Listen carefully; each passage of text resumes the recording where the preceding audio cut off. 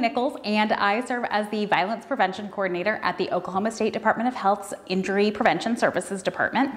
In that role, I work in both sexual violence prevention and the prevention of traumatic brain injuries within the context of domestic violence.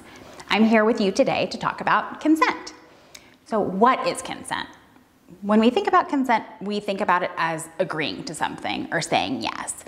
And while I definitely appreciate that, sometimes that makes us forget the concept of autonomy. So I, as an individual, want to engage in something, and I can choose in that. You have bodily autonomy, so you're in charge of your body, as well as, kind of emotionally, mentally, you make your own decisions, which is really important for all of us to believe and understand about ourselves. One handy way that we have for breaking down consent is an acronym, and it's FRIES.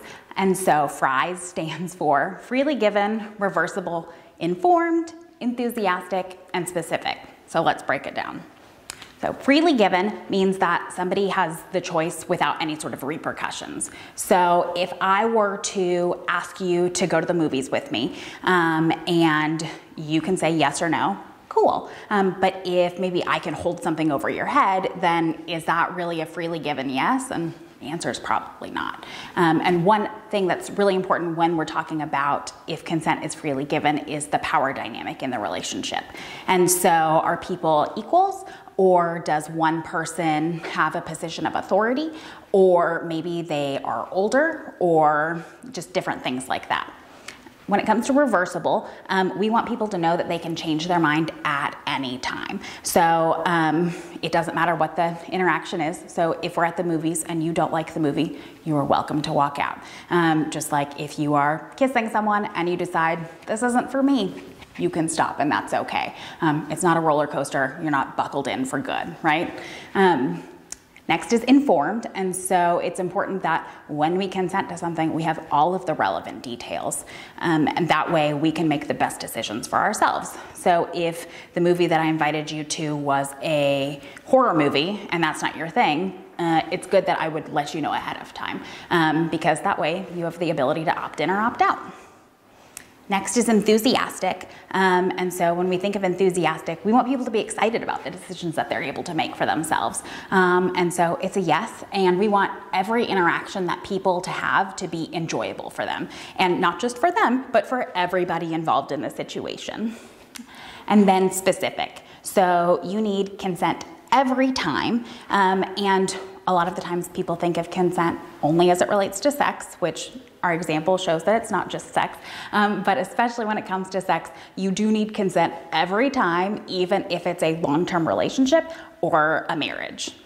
And by honoring consent and talking about these things and giving people this free agency and choice, we're really showing that we respect each other. And so I want to treat you how you want to be treated, and make sure that you feel like you are the person who's in charge of your own decisions, and that you're in charge of your own body, your thoughts, all of those things, and kind of help build people's confidence in that way.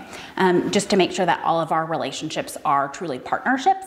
So it's not about submission or subservience. It just really shows that we value each other in every single way. And so one question that you might have is, why do I need to talk about consent? Like, this isn't my job. Or maybe these are skills that we weren't really taught growing up, and I'm 100% with you. It can be very scary. But something that I really want to encourage you to do is to understand that you're a leader in your community. And that means that part of your responsibility is to co-create a really safe community for those that you care about. And part of that is sometimes learning new things, and other times it can be having like new and difficult conversations. But know that you're not on your own, and there's always help available. And having these kinds of discussions with your community gives them knowledge and like Schoolhouse Rock says, knowledge is power. So we want people to be in charge of their own lives, and you leading these conversations lets them have confidence in their own interactions, but it also opens the door and lets them know that you're a safe person for them to come to. Because as a trusted leader, you want people to come to you with all sorts of problems and concerns that they might have.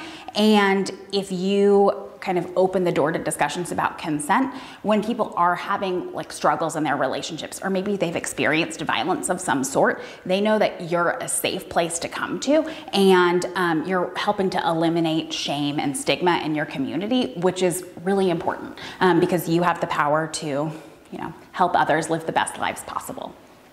So how do we do this?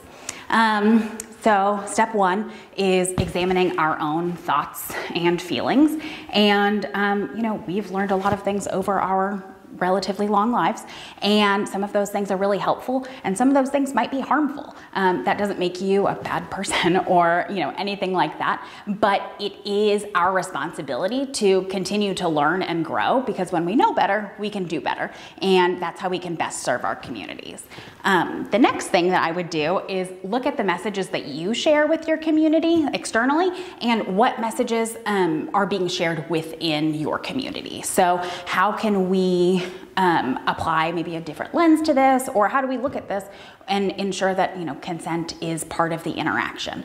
And that might be a little confusing, and it might take some time, but there's definitely help available. And as you're watching an Oklahoma Conference of Churches video, I bet you if you contacted them, they'd be able to get you in touch with somebody who'd be able to help you. One thing that you can do when it comes to modeling consent and healthy boundaries in your life is to invite participation instead of requiring it. You can also allow people to opt out without there being any sort of like shame or stigma allowed in it. Like, no, I'm going to pass this time, then that's okay. And a way that you might not be used to honoring boundaries is honoring your own boundaries. And so as leaders in your community, you are probably on 24/7, and you're the person that people call in a crisis, and that's amazing that they can turn to you, but you need to take care of yourself too. So it's okay to set boundaries with people and say, well, you know what, I'm going to answer emails from 5 to 7 p.m. tonight, and after that, I probably won't be available. If there's an emergency, you can call so-and-so, but other than that, chances are the email will still be there tomorrow, and it's okay. And another thing that you can do is just have conversations and invite discussions like this into your community, and you don't have to lead them alone. You can work with local professionals who are more than excited to be invited into your spaces and to help grow relationships between your community and their organizations, and help improve the resources available to those members of your communities.